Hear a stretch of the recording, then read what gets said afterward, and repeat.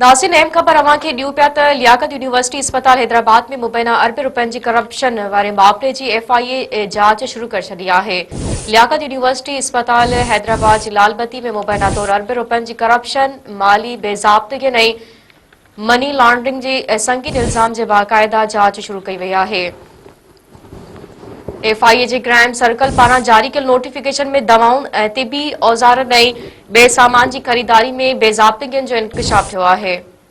मुख़्तलिफ़ अमलदारनि ख़िलाफ़ शुरू थियल जांच दौरान अॻूणे MS खे 10 नवंबर ते FIA में पेश थियण लाइ नोटिस जारी कयो वियो आहे।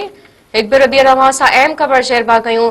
लियाकत यूनिवर्सिटी अस्पताल हैदराबाद में मुबैना अरबे रुपयनि जी करप्शन वारे मामले जी FIA जांच शुरू करे छॾी आहे। लियाकत यूनिवर्सिटी अस्पताल हैदराबाद जी लालबती में मुबैना तौर अरबे रुपयनि जी करप्शन, माली बेज़ाब्तगी ऐं मनी लॉन्ड्रिंग जे संगीन इल्ज़ाम जे बाक़ायदा जांच शुरू कई वई आहे। FIA जे क्राइम सर्कल पारां जांच कयल नोटिस में दवाउनि, तिबी औज़ारनि ऐं ॿिए सामान जी ख़रीदारी में बेज़ाब्तगियुनि जो इंकशाफ थियो आहे। मुख़्तलिफ़ अमलदारनि ख़िलाफ़ शुरू थियल जांच दौरान अॻूणे MS खे 10 नवंबर ते FIA में पेश थियण लाइ नोटिस जारी कयो वियो आहे।